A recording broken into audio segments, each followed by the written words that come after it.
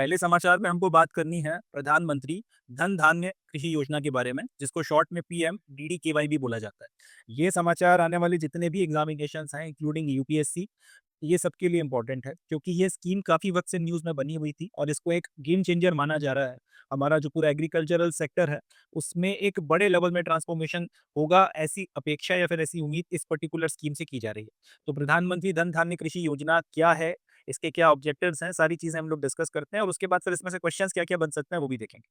तो ये समाचार है, union cabinet approved this scheme to enhance agricultural productivity and increase adoption of sustainable agricultural practices across the country. तो ये प्रधानमंत्री धन्य धान्य कृषि योजना पीएमडीडीकेवाई को यूनियन कैबिनेट की तरफ से अप्रूवल मिल गया है एंड अब इस स्कीम को जो है धरातल पे ग्रास रूट लेवल पर लागू किया जाएगा। लॉजिक क्या है, इस स्कीम की मदद से देश में जितना भी आपका एग्रीकल्चरल प्रोडक्शन हो रहा है उसको और ज़्यादा इंक्रीज करने का जो है हमारा प्लान है। हम अपनी एग्रीकल्चरल प्रोडक्टिविटी को और ज़्यादा बढ़ाना चाहते हैं। दूसरी चीज़ कि हम सस्टेनेबल एग्रीकल्चरल प्रैक्टिसेस को भी जो है बढ़ावा देना चाहते हैं। अभी जैसे-जैसे आपका एनवायरनमेंट में चेंजेज़ आ रहे हैं, ग्लोबल वार्मिंग और बाकी फेनोमेनन्स बन रहे हैं, उसके चलते एग्रीकल्चर ट्रेडिशनली जिस तरीके से किया जा रहा है, बहुत लंबे वक़्त तक उस तरह से कंटिन्यू नहीं किया जा सकता। तो उसको काउंटर करने के लिए जो सस्टेनेबल एग्रीकल्चरल प्रैक्टिसेस हैं, जिसकी मदद से हमारी प्रोडक्टिविटी भी बनी रहे और पर्यावरण को भी नुकसान ना हो और जो चेंजिंग वेदर पैटर्न्स हैं उसके अकॉर्डिंग भी हमारी जो कृषि है वो अपने आप को अडॉप्ट कर जाए, उसके लिए सस्टेनेबल एग्रीकल्चर की प्रैक्टिसेस को बढ़ावा देने में सरकार लगी है। एंड पूरी कोशिश अब इस स्कीम की मदद से भी की जाएगी कि सस्टेनेबल एग्रीकल्चरल प्रैक्टिसेस को हमारे छोटे से छोटे किसानों के पास में लेकर जाया जा सके और कम से कम आने वाले वक्त में जो इन्वायरमेंटल चेंजेस होंगे उससे जो है एग्रीकल्चरल सिक्योरिटी जो है वो इंश्योर करवाई जा सके। अब इस स्कीम को लागू करने के लिए केंद्र सरकार ने डिसाइड ये किया है कि एग्रीकल्चर के सेक्टर में 11 मिनिस्ट्रीज की लगभग 36 स्कीम्स चलती हैं। अब ये इंपॉर्टेंट फैक्टर्स को ध्यान से समझिएगा कि 11 मिनिस्ट्रीज या 11 केंद्रीय मंत्रालय हैं और वो कुल मिलाकर एग्रीकल्चरल सेक्टर में 36 स्कीम चलाते हैं। कोई स्कीम हो सकता है कि भाई आपकी फसल से रिलेटेड हो, कोई हो सकता है किसानों से रिलेटेड हो, कोई हो सकता है उनके आपके लोन से रिलेटेड हो, कोई हो सकता है उनके बच्चों के आपके शिक्षा से रिलेटेड हो, कोई हो सकता है कि एग्रीकल्चर के साथ में जो आपके दूसरे सैटेलाइट सेक्टर्स हैं, जैसे यूरिया का प्रोडक्शन हो गया या इस तरीके से उसकी सब्सिडी से रिलेटेड हो। तो ऐसे कुल मिला के 11 मिनिस्ट्रीज की 36 स्कीम्स चल रही थी। इन स्कीम्स को अब खत्म किया गया है या फिर यूँ बोलना चाहिए कि इन सारी स्कीम्स को मर्ज किया गया है और अब ये सारी की सारी 36 स्कीम्स जो 11 मिनिस्ट्रीज के तहत में चल रही थी, अब वो प्रधानमंत्री धन धान्य कृषि योजना के तहत में एक कह सकते हैं यूनिफाइड स्ट्रक्चर के तहत में जो है लागू करवाई जाएँगी।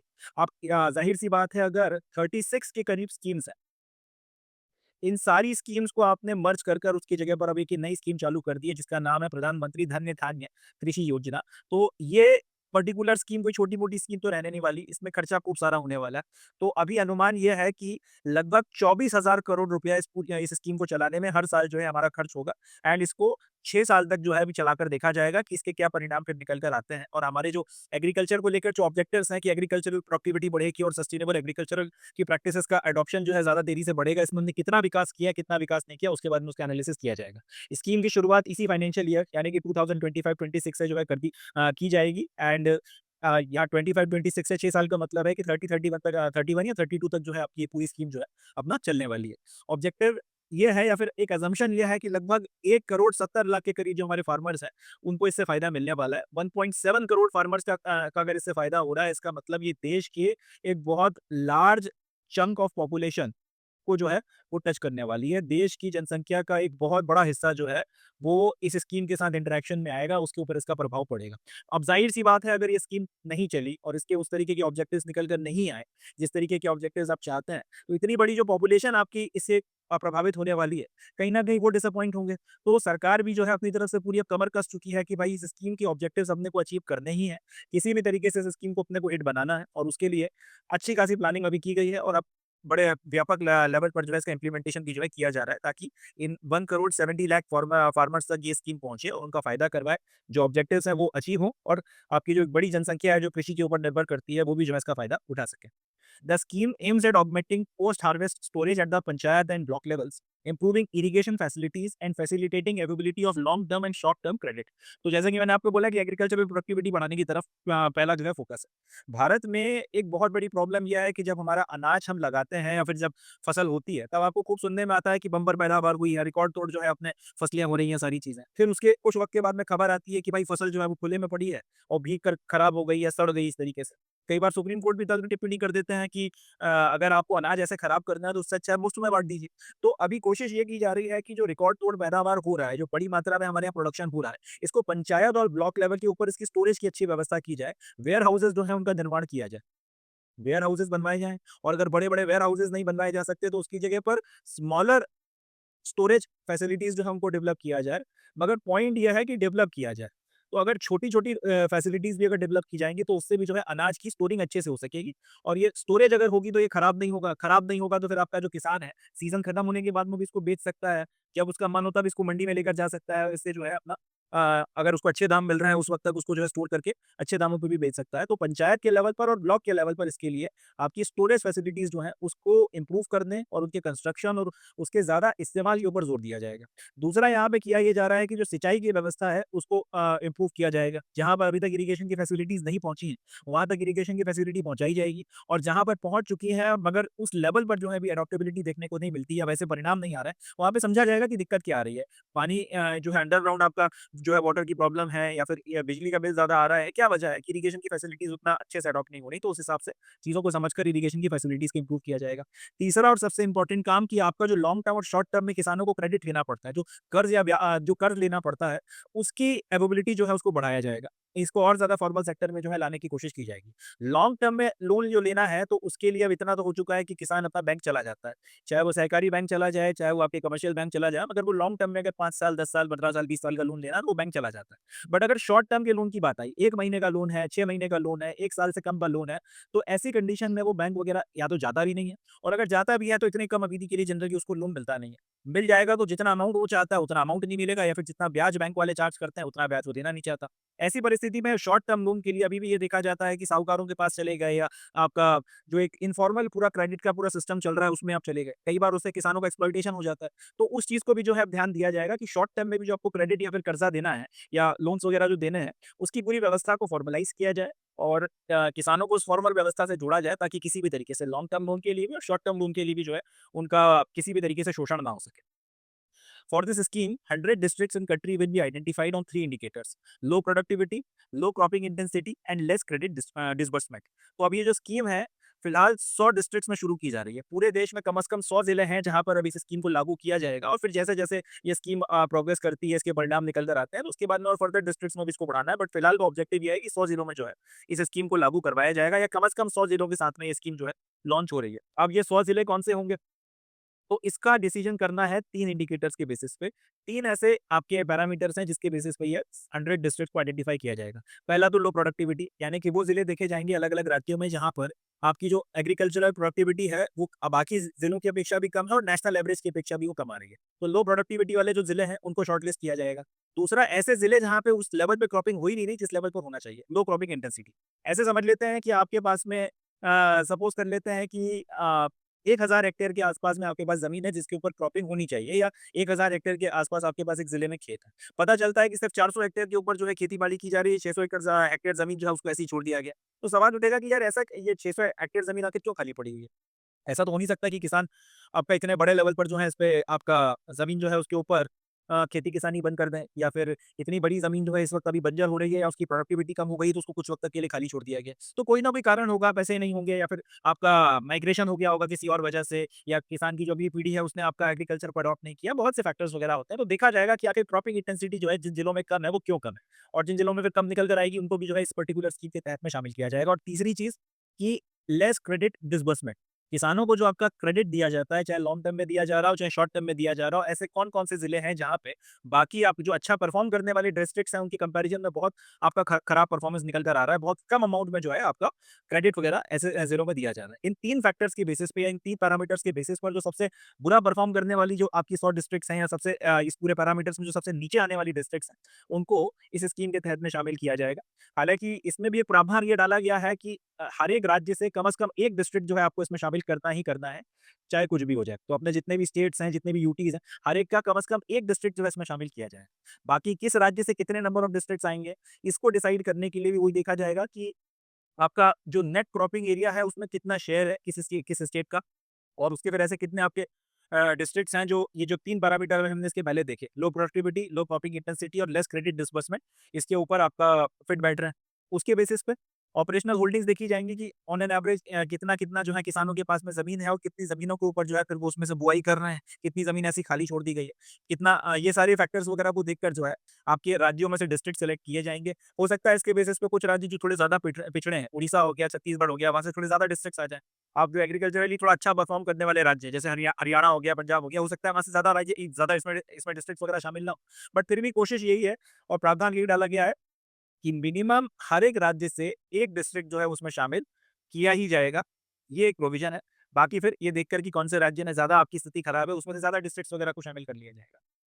The scheme is modeled on aspirational district program and is a first of its kind scheme that would exclusively focus on agriculture and allied sector। तो अब ये पूरी की पूरी स्कीम जो है आपको देखकर एक और स्कीम की याद आई होगी जिसका नाम है aspirational district programme. Aspirational district programme में ये किया गया था कि ऐसे ही आपके जिले 100 जिले या आपके सर्टेन नंबर ऑफ जिले जो हैं इनको आइडेंटिफाई किया गया था जिनमें परिस्थितियां उतनी अच्छी नहीं थी जितना आपके बाकी जिलों में थी। ऐसे कौन कौन से जिले थे जो कंपैरेटिवली थोड़ा पिछड़े रह गए थे, जहाँ पे नक्सलाइट्स की प्रॉब्लम थी या फिर जहाँ पे इंफ्रास्ट्रक्चर डेवलप नहीं हुआ था, जहाँ पे शिक्षा का स्टैंडर्ड उतना अच्छा नहीं था, एग्रीकल्चर या फिर इकोनॉमिक एक्टिविटी इतनी अच्छी नहीं होती थी। इसके बेसिस पे उन डिस्ट्रिक्ट्स को पकड़ा गया और उनके ऊपर खास तौर पे ध्यान दिया गया। और रैपिडली जो है वहाँ पे प्रोग्रेस वगैरह के काम करवाए गए। तो ये पूरा का पूरा जो प्रोसेस था ये एस्पिरेशनल डिस्ट्रिक्ट प्रोग्राम के तहत में हुआ था। अब इसी तर्ज पर आपने ये पूरा का पूरा जो स्कीम है, धन धान्य योजना, इसको शुरू किया है और ये भी अपने आप में first of its kind scheme है। जैसे एस्पिरेशनल डिस्ट्रिक्ट प्रोग्राम ने एक्सक्लूसिवली उन जिलों को पकड़ा था जो पिछड़े हुए थे, जिनमें इतना ज़्यादा विकास नहीं हुआ था। इसी तरह से धन्य धान्य योजना ने उन जिलों को पकड़ा है जहाँ पे एग्रीकल्चर के पॉइंट ऑफ व्यू से बहुत ज़्यादा जो है जो पिछड़े हुए हैं या फिर जिस तरीके से परफॉर्म किया जाना चाहिए उस तरह से परफॉर्म नहीं कर रहे। और ये स्कीम एक्सक्लूसिवली जो है एग्रीकल्चर और उसके अलाइड सेक्टर्स के ऊपर फोकस करने के लिए डेडिकेटेडली बनाई गई है। अभी तक ये हो रहा था कि 11 मिनिस्ट्रीज हैं, 36 स्कीमें चल रही हैं, तो कई स्कीम्स आपका उस लेवल पे परफॉर्म नहीं कर पा रही थी और मिनिस्ट्री हो सकता है कि उस स्कीम को प्रायोरिटी भी नहीं दे रही हो। एग्जाम्पल के लिए जैसे अपन फाइनेंस मिनिस्ट्री की बात करते हैं, अब फाइनेंस मिनिस्ट्री वाले लेट से कोई स्कीम चला रहे हैं किसानों को आपका लोन वगैरह बांटने या क्रेडिट को लेकर। अब मगर प्राइमरीली जो है उनका ये काम नहीं है, उनका काम कुछ और है। उनका ऑब्जेक्टिव जो है वो इकोनॉमी के ऊपर फोकस करना है, कैसे अपनी जीडीपी बढ़ाई जा सके, टैक्स वगैरह आप कैसे जो है आप ज़्यादा कवर में ज़्यादा लोगों को कवर कर सको टैक्स के आपके नेट में और इस तरीके से। अब उन्होंने स्कीम चालू कर दी बट वो उतना फोकस नहीं कर रहे। अब उनके जो आपके कर्मचारी हैं लेट्स से वो भी उतना मोटिवेटेड नहीं है। ऐसी परिस्थिति में स्कीम भले ही कितने अच्छे इंटेंशन से चालू की गई हो मगर आपको ऐसे रिजल्ट नहीं दे सकती जैसे आपको चाहिए थे। तो यहाँ पे एक्सक्लूसिवली जिन लोगों का काम ही एग्रीकल्चर और उसके अलाइड सेक्टर में काम करना है उनको शामिल किया गया है और first of its kind scheme जो है इसको चालू किया गया है। अब इसकी मदद से जो है पूरा का पूरा व्यवस्था ये उन लोगों के हाथ में दी गई है जो इस पर्टिकुलर फील्ड के एक्सपर्ट्स हैं। Committees for effective planning, implementation and monitoring of scheme would be formed at district, state and national level। अब फिर वही बात आ जाती है कि आपकी इंटेंशन कितने भी अच्छे हों, अगर इम्प्लीमेंटेशन अच्छा नहीं हुआ, अगर स्कीम को अच्छे से ग्रास रूट लेवल पर लागू नहीं किया गया, तो रिजल्ट्स जो हैं वो फिर अच्छे नहीं आते। रिजल्ट्स अगर अच्छे नहीं आते, डिसअपॉइंटमेंट होता है तो फिर आपको इलेक्टोरली भी नुकसान होगा और जिस इंटेंशन के साथ में आप लाए थे, जिन लोगों का फ़ायदा कराना चाहते थे, उसका फ़ायदा भी नहीं होगा। तो इस चीज़ को ध्यान में रखते हुए इस बार ये डिसाइड किया गया है कि डिस्ट्रिक्ट के लेवल पर, स्टेट के लेवल पर और नेशनल लेवल पर 3 लेवल पर जो है आपकी कमिटीज़ को बनाया जाएगा इफेक्टिव प्लानिंग के लिए, इम्प्लीमेंटेशन के लिए और मॉनिटरिंग के लिए। मतलब एक तो नेशनल लेवल पर बैठकर जो है आपकी प्लानिंग हुई है पूरी की पूरी जो स्कीम लागू की जा रही है। इसके बाद हर एक स्टेट की क्योंकि आपकी परिस्थितियाँ अलग हैं, तो हर एक स्टेट लागू करने के पहले अपनी परिस्थितियों को देखते हुए जो-जो उसके ज़िले हैं जहाँ पर इस स्कीम को लागू किया जाना है, उसके लिए वो भी अपना जो है कुछ प्लान वगैरह बनाएगा। फिर हर एक जो डिस्ट्रिक्ट है उसकी भी अपनी अलग-अलग परिस्थितियाँ, चैलेंजेस होते हैं, उसके बेसिस पे डिस्ट्रिक्ट के लेवल पर भी जो है प्लानिंग की जाएगी और फिर इम्प्लीमेंटेशन होगा। अब नेशनल लेवल पर प्लानिंग के साथ-साथ आपकी मॉनिटरिंग की जो है वो भी कमेटी बनी हुई है, तो वो लोग भी जो है बैठकर आपका नेशनल लेवल पर 100 के 100 जिले कैसा परफॉर्म कर रहे हैं ये देखेंगे। अब स्टेट में लेट्स से कोई एक स्टेट है उसके आपको 15 जिले जो है इस स्कीम के तहत में आ गए। तो स्टेट लेवल पर जो कमेटी बनी हुई है उन 15 के 15 जिले उसके राज्य में कैसे परफॉर्म कर रहे हैं इस स्कीम के ऊपर वो भी देखेंगे। तीसरा आपका जो डिस्ट्रिक्ट लेवल पर है जिला जो है, जो इस पर्टिकुलर स्कीम के तहत में आता है तो उसकी भी एक कमेटी बनेगी और वो जिला भी देखेगा कि अपने जिले में जो स्कीम लागू हुई है तो ये किस तरह से परफॉर्म कर रही है। तो 3 लेवल पर जो है इसकी मॉनिटरिंग की जाएगी ताकि अच्छे से अच्छा इम्प्लीमेंटेशन कराया जा सके, किसी भी तरीके के करप्शन को रोका जा सके, मिनिमाइज़ किया जा सके और जो आउटपुट आप निकालना चाहते हो, जनता तक जो आप एकदम इसका फ़ायदा लेकर जाना चाहते हो, वो मैक्सिमाइज़ किया जा सके, मैक्सिमम से मैक्सिमम प्रॉफिट जो है या फ़ायदा लोगों तक जो है पहुँच सके। A district agriculture and allied activities plan will be finalized by the district धन्य धान्य समिति, which will also have progressive farmers as members। तो डिस्ट्रिक्ट के लेवल पर और ये एक और बात की क्योंकि आपकी इसको इम्प्लीमेंटेशन जो है जिले के लेवल पर करवाया जाना है, तो जिले के लेवल पर जो कमेटी बनाई जा रही है इसको पावर्स भी ठीक-ठाक दिए गए। अभी तक ये शिकायत लोगों की रहती है कि पंचायत के पास में उतने पावर्स नहीं होते कि वो सारे काम कर सकें जैसी उनसे अपेक्षा की जाती है। तो वही बात यहाँ पे भी निकल कर आई कि आप स्कीम कितनी भी अच्छी बना लो, अगर ग्रास रूट लेवल पर जो लोग लागू करने वाले हैं उनके हाथ में अगर इफेक्टिव पावर नहीं होगी या उनकी बात नहीं सुनी जाएगी तो आपको उस तरीके के रिजल्ट्स नहीं मिलेंगे जिस तरीके के रिजल्ट्स आप देखना चाहते हो। तो इस बात का ध्यान रखा गया इस स्कीम में और ये बोला गया है कि डिस्ट्रिक्ट के लेवल पर एक एग्रीकल्चर और अलाइड एक्टिविटी प्लान बनाया जाएगा। और उसको डिस्ट्रिक्ट लेवल पर जो आपकी धन्य धान्य समिति है वो फाइनलाइज करेगी। क्योंकि जैसा मैंने बोला हर एक जिले की समस्या आपकी अलग होती है। उत्तर प्रदेश की अगर अपन बात कर लें, यूपी में अगर एक जिला है जो वेस्टर्न यूपी का आता है में आता है और एक जिला है जो ईस्टर्न यूपी में आता है। अब दोनों जिले अपन मान लेते हैं कि वो जो 3 फैक्टर थे, प्रोडक्टिविटी भी कम थी, वहाँ पे आपका बुआई भी कम हो रही थी और आपका क्रेडिट वगैरह भी कम बाँटा जा रहा था। उसके चलते एग्रीकल्चर के पॉइंट ऑफ व्यू से वो जिले पिछड़े हुए। मगर वेस्टर्न यूपी में जो जिला पिछड़ा हुआ है, उसके पिछड़े होने के फैक्टर कुछ और हो सकते हैं और ईस्टर्न यूपी में जो जिला पिछड़ा हुआ है, उसके पिछड़े होने के फैक्टर कुछ और हो सकते हैं। तो जो प्लान आपने वेस्टर्न यूपी के जिले के लिए बनाया है स्टेट के लेवल पर, वो जस्ट का तस्ट ईस्टर्न यूपी के जो जिले के ऊपर लागू नहीं किया जा सकता एंड वाइस वर्सा ईस्टर्न वाला वेस्टर्न पे नहीं किया जा सकता। तो यहाँ पे एक और चीज़ का ध्यान दिया गया है कि हर एक जिले के लिए स्पेसिफिकली जो है आपका एग्रीकल्चर और अलाइड एक्टिविटी से एक प्लान बनाया जाएगा जो एक्सक्लूसिवली उसी जिले पे लागू होगा। अब ये प्लान जो है आपका जिले के लेवल पर जो धन्य धान्य समिति बनाई जाएगी इस स्कीम की मॉनिटरिंग एंड इम्प्लीमेंटेशन के लिए, उस सिर्फ उसकी मदद से जो है फाइनलाइज करवाया जाएगा। वो लोग जो है फाइनलाइज करेंगे, उसके बाद ही जो है इस प्लान को लागू करवाएंगे। और इसमें भी खास बात ये रखी गई है कि समिति में जो आपके प्रोग्रेसिव फार्मर्स हैं, उस जिले के जो थोड़ा अच्छा वेल टू डू करने वाले फार्मर्स हैं, आप अगर 100 लोग अगर कृषि में लगे होंगे तो 4-5 तो अच्छे बड़े खाते पीते किसान होंगे। तो या इस तरीके के जो आपके प्रोग्रेसिव आपके किसान वगैरह हैं जो अच्छा परफॉर्म कर रहे हैं या फिर जो पढ़े लिखे हैं इस तरीके से, इनको भी जो है समिति का मेंबर बनाया जाएगा। क्योंकि अल्टीमेटली स्कीम किसानों के लिए लाई गई है, तो किसानों की भी जो एक आवाज़ इसमें होनी चाहिए। तो ये एक बहुत इंपॉर्टेंट फैक्टर है, जिसका जो है जिसकी मदद से इस स्कीम को हिट बनाने की कोशिश की जा रही है। The district plan will be aligned to the national goal of crop diversification, conservation of water and soil health, self sufficiency in agriculture and allied sector, expansion of natural and organic planning. अब ये जो plan बनेगा आपके जिले के level पर, जिसको आपकी डिस्ट्रिक्ट धन्य न्याय समिति जो है आपका फाइनलाइज करेगी और फिर लागू किया जाएगा। इसको बनाया आपकी परिस्थितियों के हिसाब से जाएगा, जो जिला है आपकी उसकी परिस्थितियों के हिसाब से, मगर नेशनल लेवल पर जो आपके गोल्स हैं उनको भी अचीव किया जा सके, इस बात का पूरा ध्यान रखा जाएगा। मतलब ये कि आप अपने यहाँ जो भी आप करवाना चाहते हैं, मगर आपको क्रॉप डाइवर्सिफिकेशन को बढ़ावा देना ही देना है। तो कैसे देना है वो आपकी ज़िम्मेदारी है, मगर क्रॉप डाइवर्सिफिकेशन को बढ़ावा देना है, ये पड़ेगा।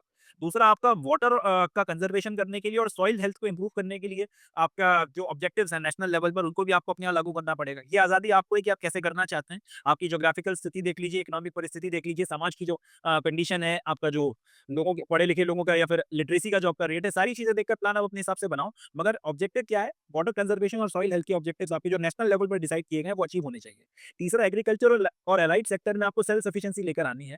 किसान अगर खेती किसानी कर रहा है तो वो किसी और चीज़ के ऊपर जो है आपका डिपेंड ना करे। एक सीज़न में पता चला वो खेती कर रहा है, दूसरे सीज़न में पलायन करके कहीं मज़दूरी करने चला जाता है, क्योंकि आपका खेती से पेट नहीं भर रहा है। वैसी स्थिति नहीं होनी चाहिए। एक तो और दूसरा ये है कि सेल्फ सफिशिएंसी इन एग्रीकल्चर और एलाइड सेक्टर का में ये है कि आप किसी और पे निर्भर ना रहना पड़े। आप किसी और सेक्टर के ऊपर जो है आप पे डिपेंड ना करें।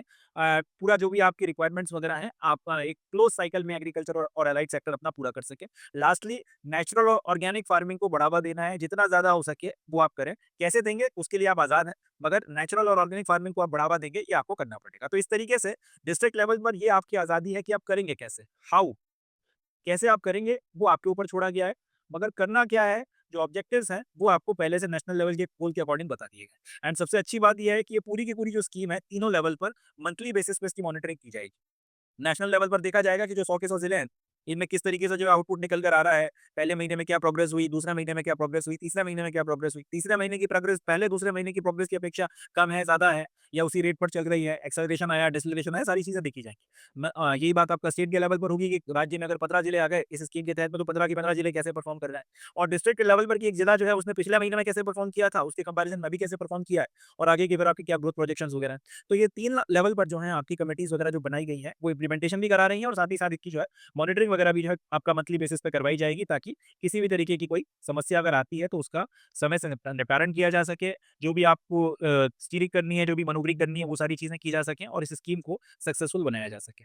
ऑब्जेक्टिव सरकार का ये है कि स्कीम जब अच्छे से इफेक्टिवली लागू होगी तो एक तो इससे हायर प्रोडक्टिविटी बढ़े आएगी, आपकी प्रोडक्टिविटी बढ़ जाएगी। ज़ाहिर-सी बात है बम्पर पैदावार हो ही रही है और अगर आप उसको अच्छे से स्टोर वगैरह कर दोगे तो अनाज खराब नहीं होगा, तो इससे आपकी प्रोडक्टिविटी तो बढ़नी ही बढ़नी है। दूसरा value addition in agriculture and allied sectors. ये भी ज़ाहिर-सी बात है कि अब अगर आप अनाज को स्टोर कर सकते हो, वक़्त पे मार्केट के हिसाब से अगर आप उसको सही रेट पे बेचोगे तो आपको ठीक-ठाक पैसा मिलेगा। एक तो ये चीज़। दूसरा वैल्यू एडिशन इस तरह से कि एग्रीकल्चर और एलाइड सेक्टर बेसिकली एक प्राइमरी सेक्टर है। यहाँ पे वहाँ पे जो है आपका रॉ मटेरियल्स के बेसिकली प्रोडक्शन हो रहा है। तो एग्रीकल्चर को फिर डायरेक्टली जो है आपका इंडस्ट्री के साथ में जोड़ा जा सके, ताकि वैल्यू एडिशन हो सके। जैसे कोई अगर आदमी आलू उगा रहा है तो उसको फिर आप चिप्स बनाने वाली जो फैक्ट्रीज़ हैं या जो आपके बड़े-बड़े आपके जो प्लेयर्स हैं, अगर बड़े नहीं तो फिर मीडियम लेवल के या छोटे लेवल के प्लेयर्स हैं, उनके साथ में आप जोड़ सको, तो एक वैल्यू एडिशन करवाया जा सके। किसान जो है डायरेक्ट अपना जो अगर चावल उगा रहा है तो फिर भाई उसकी अच्छे से जो है वो पैकेजिंग वगैरह करा के उसका एक्सपोर्ट वगैरह भी कर सके, या फिर एक्सपोर्टर्स के साथ में डायरेक्ट उसका जो है कॉन्टैक्ट कराया जा सके ताकि उनके बीच में अनुबंध वगैरह हो। ये सारी चीज़ें जो है करवाई जा रही हैं ताकि एग्रीकल्चरल और एलाइड सेक्टर में आपका वैल्यू एडिशन हो सके, और जो किसान अभी ₹10 कमा रहा है वो 10 की जगह आपका ₹20, ₹30, ₹50 जो है वो कमा सके। तीसरा, local livelihood creation with increasing domestic production and achieve self reliance. तो वही बात कि अब डोमेस्टिक प्रोडक्शन अगर आपका बढ़ेगा और इंडस्ट्री के साथ में भी इसको जोड़ा जा रहा है, कॉटेज इंडस्ट्रीज का अगर आपने जो है एग्रीकल्चर के साथ में एक तरीके का इंटीग्रेशन वगैरह करा दिया, तो उससे आपका डोमेस्टिक लेवल पे प्रोडक्शन बढ़ना है, सेल्फ रिलायंस बढ़ना है, और साथ ही साथ आपकी जॉब्स वगैरह का क्रिएशन होना है। लाइवलीहुड क्रिएशन बहुत इंपॉर्टेंट इसलिए हो जाता है ताकि इससे पलायन रोका जा सके। ये बहुत इंपॉर्टेंट पॉइंट है, ताकि इससे माइग्रेशन रोका जा सके, और जो शहरों के ऊपर एक स्ट्रेस पड़ रहा है, झुग्गी बनती चली जा रही है, उन झुग्गी झोपड़ी वालों को अगर हटाओ तो एक अलग इशू क्रिएट हो जाता है। इन सारी चीज़ों से जो है वो बचाया जा सके। Last, the scheme is a significant step towards boosting agricultural performance in India's underperforming districts by not only emphasizing on productivity but also on resilience through crop diversification, allied activities, value addition, soil health and water use efficiency. तो वही बात है कि ये सारी चीजें करके ultimately Bharat के जितने भी आपके एग्रीकल्चरल पॉइंट ऑफ व्यू से अंडर परफॉर्मिंग डिस्ट्रिक्ट्स हैं, उन सबको भी जो है आगे बढ़ने का मौका दिया जा सके, और वहाँ के लोगों का भी लिविंग स्टैंडर्ड बढ़ाया जा सके, उनको भी और ज्यादा मेन स्ट्रीम किया जा सके, एंड किसी भी तरीके का एलियनेशन वगैरह जो है उसको यहाँ पे होने से रोका जा सके। ये भी जो है इस पर्टिकुलर स्कीम का ऑब्जेक्टिव है। तो इन सारे स्कीम्स वगैरह, इन सारे ऑब्जेक्टिव्स वगैरह के साथ में इस स्कीम को लागू किया गया है, और एक्सपेक्टेशंस यही हैं कि इस स्कीम से फ़ायदा होगा। ये स्कीम जो है आपको जो ऑब्जेक्टिव्स हैं, जो आप अचीव करना चाहते हैं, वो आपको अचीव कर देगी। लोगों का भी भला होगा, जीडीपी में एग्रीकल्चर का कंट्रीब्यूशन भी बढ़ेगा, लोगों का पलायन भी रुकेगा, एंड सही मायनों में जो डिसेंट्रलाइजेशन या हम लोग लाना चाहते हैं, जो ग्रास रूट लेवल पर जो ट्रांसफॉर्मेशन लाना चाहते हैं, जो गांधी जी का भी सपना था, उसको हम लोग अचीव कर सकेंगे। तो ये तो हो गई अपनी न्यूज़। अब इसमें से क्वेश्चंस कौन-कौन से बनते हैं, वो हम लोग देखते हैं। तो पहला क्वेश्चन जो यहाँ से बनेगा वो यही है कि प्रधानमंत्री धन्य धान्य कृषि योजना में कितनी स्कीम्स को मर्ज किया गया है, और यहाँ पे ये जो 36 स्कीम्स का नंबर है, इसको हो सकता है कम करके लिखा जाए या बढ़ा के लिखा जाए, तो हमको याद रखना है प्रधानमंत्री धन्य धान्य कृषि योजना जो है, इसको इसमें 36 स्कीम्स जो 11 मिनिस्ट्रीज के द्वारा चलाई जा रही थी, इनको मर्ज किया गया है, पहला। दूसरा, ये स्कीम इनिशियली कितने वक्त के लिए लागू की गई है, तो इसको 6 साल तक के लिए लागू किया गया है, एंड 2025-26 के फाइनेंशियल ईयर से ये 2031-32 के फाइनेंशियल ईयर तक जो है जाएगी। अच्छा, तीसरा इसमें ये पूछा जा सकता है कि जो स्कीम है, इसका टोटल बजट कितना है? तो वो लिख देंगे कि 6 सा ये कन्फ्यूज़ करने के लिए लिखा जा सकता है कि 6 साल में 24,000 करोड़ रुपए जो है वो खर्च होंगे इस स्कीम में। स्टेटमेंट गलत है, क्योंकि 24,000 करोड़ रुपए हर साल खर्च किए जाना है, ठीक है जी? तो बेसिकली 1 लाख करोड़ से ऊपर की स्कीम चली जाएगी 6 सालों में तो। मगर 24,000 करोड़ रुपए साल के खर्च होंगे, ना कि पूरी इसकी टोटल स्कीम में। तो एक ये फैक्ट है, ये पूछा जा सकता है, एमसीक्यू में डाला जा सकता है। इसके अलावा ये जो स्कीम है, ये किन ऑब्जेक्टिव्स जो हैं उनको लेकर चल रही है, तो अपने को याद रखना पड़ेगा कि भाई ये पोस्ट हार्वेस्ट जो है स्टोरेज को बढ़ाना चाहती है पंचायत और ब्लॉक लेवल पर।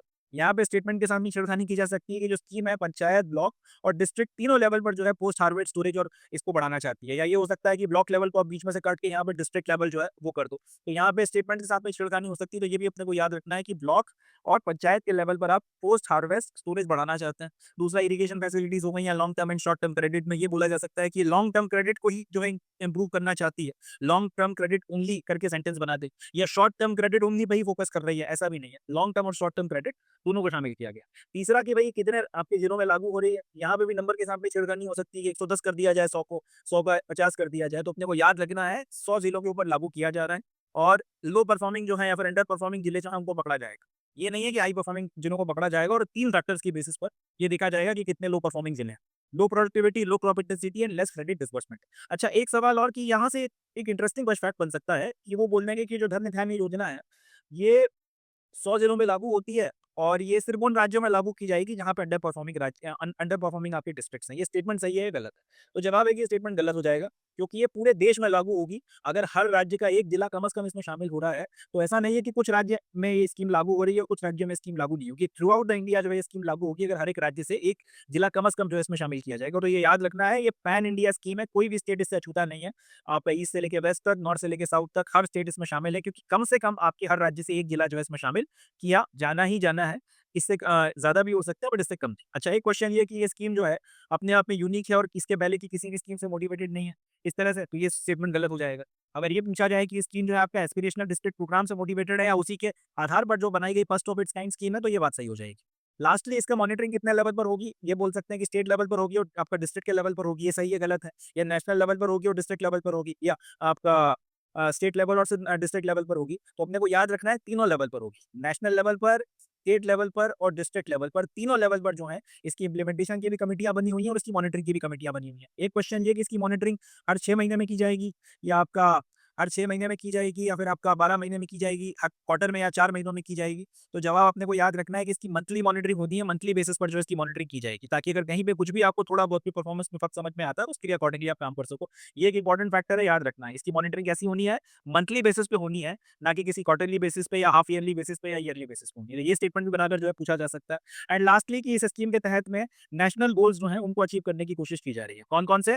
Crop diversification, conservation of water and soil health, self sufficiency in agriculture and allied sector and expansion of natural and organic farming, इतने कुछ ऑब्जेक्टिव्स जो है वो इसकी मदद से किए जाएंगे।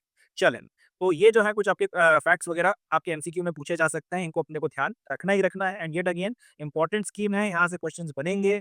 यूपीएससी 2026 में भी आ सकता है, इसके अलावा यूपीएससी के भी जितने भी एग्जामिनेशन होने वाले हैं अपकमिंग डेज में उसमें पूछा जा सकता है, एसएससी में आ सकता है, रेलवे के जो आपके एटीपीसी के पेपर हैं और जो बाकी एग्जाम्स हो रहा है उसमें आ सकता है, ईपीएफओ का भी नोटिफिकेशन आ गया हो सकता है उसमें पूछ लिया जाए। तो ये एक इंपॉर्टेंट स्कीम है, इसमें से क्वेश्चंस बनेंगे और इसको अच्छे से आपने प्रिपेयर करना है। बाकी इससे ज़्यादा इसमें से कुछ और नहीं आएगा, इतना आपने कर लिया तो बहुत है। अच्छा, एक क्वेश्चन मैं आपसे और पूछ लेता हूँ, ये पूरी की पूरी स्कीम जो है, ये इम्प्लीमेंट कौन कराएगा, ये आप मुझे बताइएगा। कमेंट सेक्शंस में आप लिखिएगा कि पूरी की पूरी स्कीम जो है, इसकी इम्प्लीमेंटेशन की ज़िम्मेदारी कौन-सी मिनिस्ट्री को दी गई है। चलें, that's it from this news, आगे बढ़ते हैं, नेक्स्ट न्यूज़ देखते हैं।